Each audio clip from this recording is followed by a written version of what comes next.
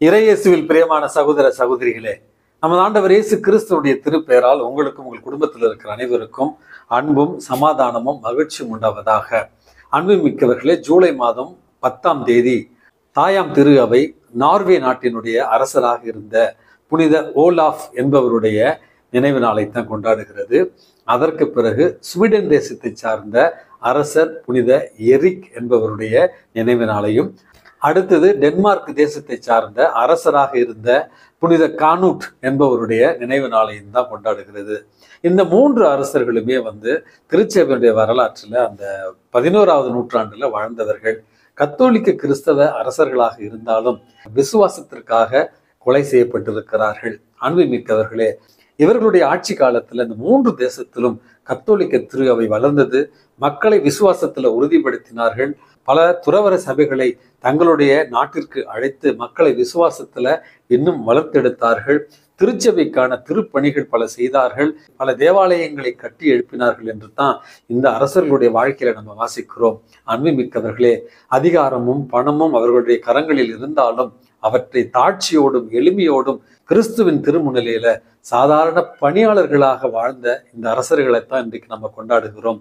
நம்முடைய வாழ்க்கையில கூட அதிகாரமும் பணமும் பொறுப்பும் கொடுக்கப்படுகிற நேரத்துல பொறுப்போடும் தாட்சியோடும் எளிமையோடும் நடந்து கொள்ளத்தான் இறைவன் நமக்கு அழைப்பு விடுக்கிறார். இந்த 3 புனிதர்களுடைய பரிந்துரையால் தாட்சியோடு வாழ வேண்டிய ஒரு வரத்திற்காக இன்றைக்கு நம்ம மன்றாடி ஜெபிப்போம். அன்பு மிக்கவர்களே, இன்றைக்கு நமக்கு கொடுக்கப்பட்டிருக்கிற நற்செய்தி வாசகமானது மத்தேயு 10ஆவது அதிகாரம் 7 15 திருவசனங்கள் வரையில கொடுக்கப்பட்டிருக்கிறது. இந்த நற்செய்தி வாசகத்துல தான் நமது ஆண்டவர் இயேசு கிறிஸ்து தொடக்கத்துல காலம் நெருங்கி விட்டது, விண்ணரசு அருகில் இருக்கிறது என்று மக்களுக்கு நற்செய்தியை பறைசாற்றுங்கள் அப்படி என்கிற ஒரு செய்தியைத்தான் கொடுக்கிறார். இறை அரசு, நற்செய்தி இவை இரண்டும் அருகில் இருக்கிறது. அதை எப்படியாக நீங்கள் அறிவிக்க வேண்டும் என்பதைத்தான் இன்றைக்கு நமது ஆண்டவர் இயேசு கிறிஸ்து 10:8 மத்தேயு 10:8 இப்படியாக குறிப்பிடுகிறார். விண்ணரசு நெருங்கி விட்டது என பறைசாற்றுங்கள். 8வது திருவசனம், நலம் குன்றியவர்களை குணமாக்குங்கள், இறந்தோரை உயிர் பெற்றெழ செய்யுங்கள், தொழுநோயாளரை நலமாக்குங்கள், பேய்களை ஓட்டுங்கள், கொடையாக பெற்றீர்கள் கொடையாக கொடுங்கள். அன்பு மிக்கவர்களே, மத்தேயு 10:8 அப்படின்னு சொன்ன உடனேயே உங்களுக்கு ஏதாவது ஒன்று நினைவு வரும் என்று நினைக்கிறேன். தமிழ்நாட்டில் இருக்கிற ஆம்புலன்ஸ் சர்வீஸ், நோயாளர்களுக்கான அந்த ஆம்புலன்ஸ் சர்வீஸ்ல நம்ம 108 என்று தான் அழைப்போம். அந்த 108 என்பது ஒருவேளை நமக்கு நினைவுபடுத்துவது நமது ஆண்டவர் இயேசு கூறிய வார்த்தைகள், நலம் குன்றியவர்களை குணப்படுத்துங்கள், இறந்தோரை உயிர்த்தெழச் செய்யுங்கள், பேய்களை ஓட்டுங்கள், கொடையாக பெற்றீர்கள் கொடையாக கொடுங்கள்.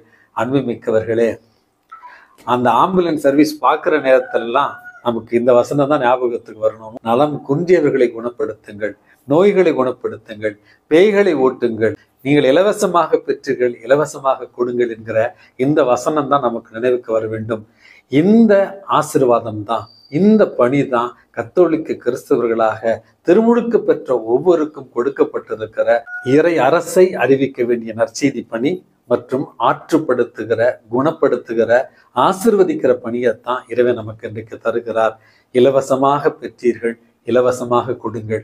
இலவசமாக விசுவாசத்தை நம்ம பெற்றிருக்கிறோம், இலவசமாக நம்பிக்கையை நம்ம பெற்றிருக்கிறோம், இலவசமாக நமது ஆண்டவர் இயேசு கிறிஸ்துவை பெற்றிருக்கிறோம், இலவசமாக அரும் கொடைகளை பெற்றிருக்கிறோம், இலவசமாக ஆசீர்வாதங்களை பெற்றிருக்கிறோம்.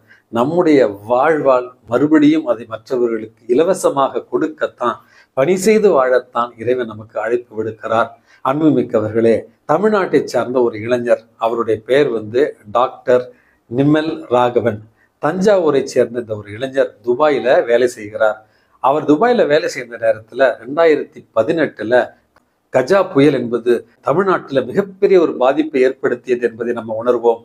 துபாயிலிருந்து தன்னுடைய வேலையை ராஜினாமா செய்துவிட்டு தன்னுடைய சொந்த ஊருக்கு அந்த கஜா புயலால் பாதிக்கப்பட்ட இடங்களை பார்த்து, இந்த கஜா புயல் ஏற்படுவதற்கான காரணம் சுற்றுச்சூழல் மாசுபட்டு இருப்பதனுடைய அடிப்படையான காரணம் என்பதை புரிந்து கொண்டு தன்னுடைய ஊருக்கு அருகில் இருக்கிற பேராவூரணி என்கிற ஒரு ஏரி முற்றிலுமாக குப்பை மேடாக மாறி போயிருந்ததை கண்டு மனம் வருந்திய அந்த இளைஞர் நிம்மல் ராகவன் என்பவர் தன்னோடு தன்னுடைய நண்பர்களை சேர்த்து கொண்டு, தன்னார்வ தொண்டர்களை சேர்த்து கொண்டு, மக்களுடைய உதவியினால் 250 ஏக்கருக்கு மேல் இருந்த அந்த பேராவூரணி என்கிற ஏரியை முற்றிலுமாக சுத்தப்படுத்தி இன்றைக்கு பேராவூரினில் இருக்கிற அந்த ஏரியானது நூற்றுக்கணக்கான கிராமங்களுக்கு விவசாயத்திற்கு பயன்படுகிறது என்பது வரலாற்று உண்மை. அன்புமிக்கவர்களே, இந்த நிமல் என்று சொல்லப்படுகிற இந்த இளைஞர் தமிழகம் மட்டுமன்றி கர்நாடகா, ஆந்திரா மற்றும் பல இந்திய மாநிலங்களில சுற்றுப்புற சூழலுக்காக பல முன்னேற்பாடுகளை எடுத்து கொண்டிருக்கிறார். பல நீர்நிலைகளை அவர் உருவாக்கி கொண்டிருக்கிறார் மற்றும் மரக்கன்றுகளை நட்டு கொண்டிருக்கிறார். அன்புமிக்கவர்களே, அவர் சொல்லுகிற ஒரு வார்த்தை என்பது, இறைவன் இந்த இயற்கையை நமக்கு இலவசமாக கொடுத்திருக்கிறார். இறைவன் அந்த இயற்கையில வாழுகிறார். அந்த இயற்கைக்கு நம்மால் ஆனதை திருப்பி கொடுக்க வேண்டும் என்பதையே தன்னுடைய வாழ்நாளினுடைய மிக முக்கியமான ஒரு குறிக்கோளாக வைத்துக்கொண்டு இயற்கையை பேணி காக்கிற ஒரு அழகான பணியில் ஈடுபட்டிருக்கிறார். நம்முடைய வாழ்க்கையில கூட அன்புமிக்கவர்களே, இறைவன் பல்வேறு ஆசீர்வாதங்களை நமக்கு கொடையாக கொடுத்திருக்கிறார். இந்த வாழ்வை நமக்கு கொடையாக கொடுத்திருக்கிறார். நம்பிக்கை, விசுவாசத்தை நமக்கு கொடையாக கொடுத்திருக்கிறார்.